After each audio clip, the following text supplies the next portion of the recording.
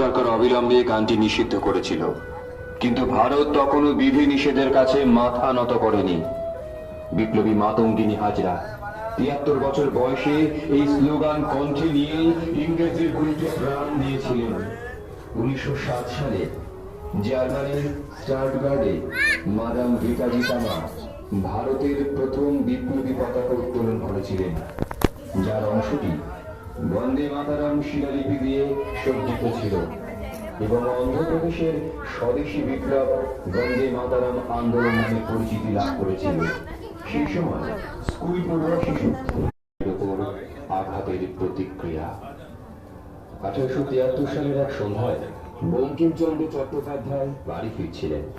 তখন কর্নেল ডাফিং নামে একজন ব্রিটিশ অফিসার তাকে আক্রমণ করে।